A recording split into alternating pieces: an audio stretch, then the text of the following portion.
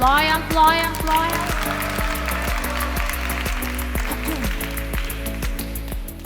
Labadiena, aš Indrė. Indrė lenktynininkė.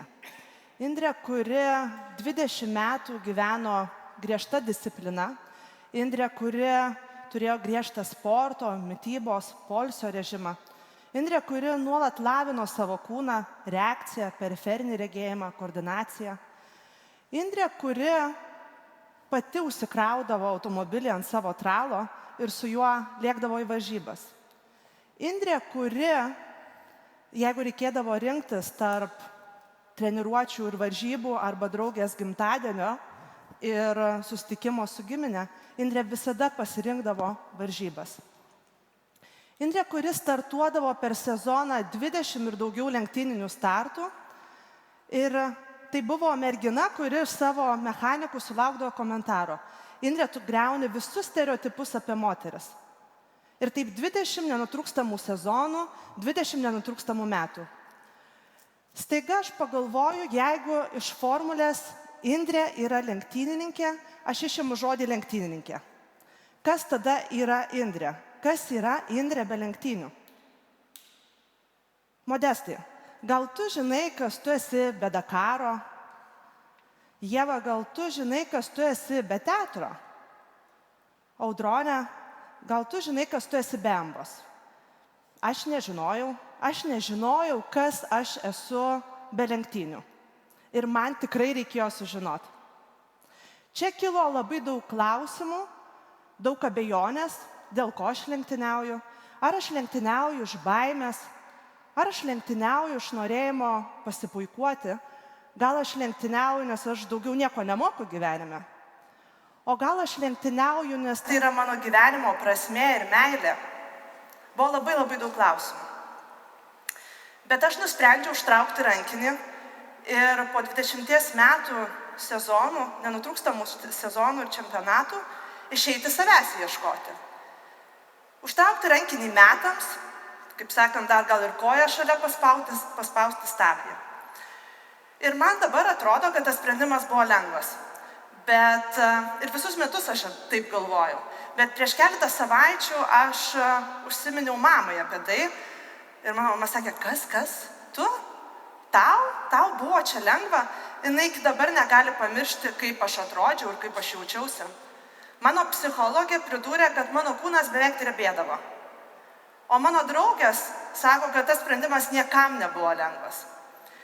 Bet čia aš atradau vieną svarbesnių savo paskutinių metų atradimų. Kaip ryžtingai aš priimu sprendimus.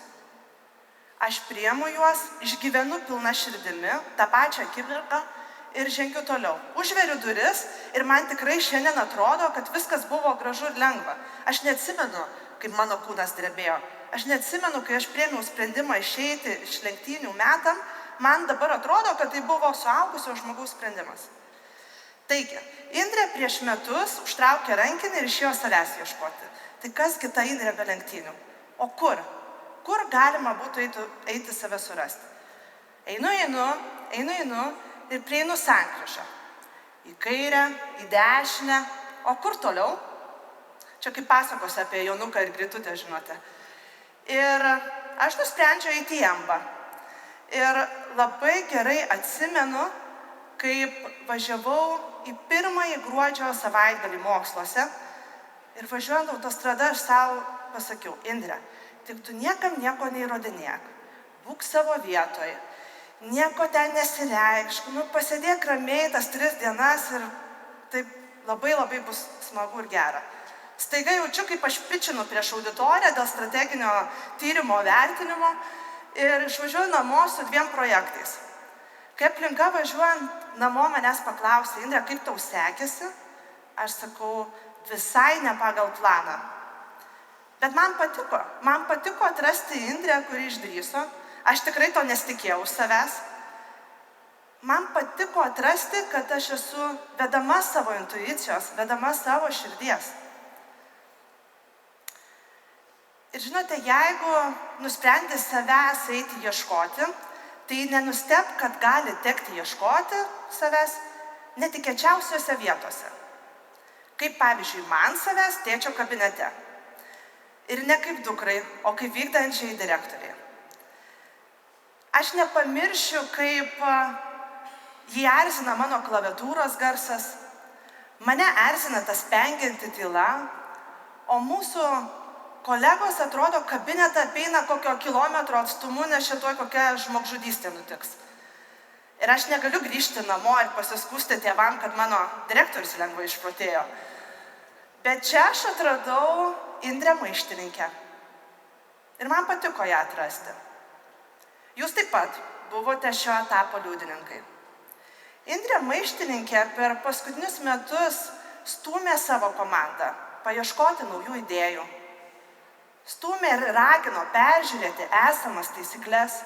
Indrė drąsino komandą kalbėti ir sakyti kitokią nuomonę. Man patinka Indrė Maištininkė ir aš ją veduosi kartu su savimi. Mažiausiai, kur norėjau savęs ieškoti ir save atradinėti, tai per ilgesį ir liūdesį. Bet tai irgi nutiko. Ir aš prisimenu, kaip užsimerkdavau ir aš prisimindavau tos saulėlydžius trasose.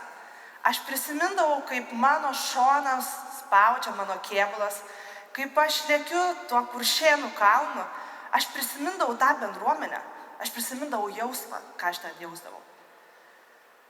Aš taip pasildavau savo V8 motoro, aš taip atsisėsčiau ir dabar truktelčiau per tą akseleratorių. Aš prisimindavau to jausmo kūne, aš pasildavau tos laisvės ten. Ir čia aš supratau, kad aš myliu, kad aš tikrai taip myliu tai, ką aš darau, aš tikrai taip myliu tai, ką aš dariau ir tai, ką aš turiu, ir tos žmonės, kurie yra šalia. Indrė per paskutinius metus leido savo daryti tai, ko seniai buvo nedariusi arba labai pasilgusi, o gal net nedariusi niekada. Indrė leido savo valgyti čipsus naktimis ir nesportuoti ir tuo pačiu vėl grįžti į sporto discipliną. Indrė leido savo šokti ant baro iki 5 ryto. Ir ne tik Lietuvoje, ir ne tik Europoje, bet net ir Afrikoje. Indrė leido savo paleisti kontrolę. Ir Indrė leido savo būti pažeidžiamai aukščiausiose pozicijose. Ir Indrės versija prieš metus norėtų labai padėkoti Indrei šiandien ir ją padrąsinti už jos drąsą, už jos pasiryžimą, už jos pastangas. O Indrės versija šiandien nori labai padėkoti Indrei prieš metus už jos narsą. Abi šios pusės yra man reikalingos, jos abi yra manyje ir man jos abi dvi patinka. Tai nebuvo sustojimas, tai buvo pauzė, per kurią aš supratau, kad aš galiu iš naujo įsimylėti. Ir per paskutinius metus aš sudėliojau savo identiteto mozaiką, kurioje yra įvairiausių formų, įvairiausių spalvų. Ir man jos visos patinka. Man jos visos yra reikalingos.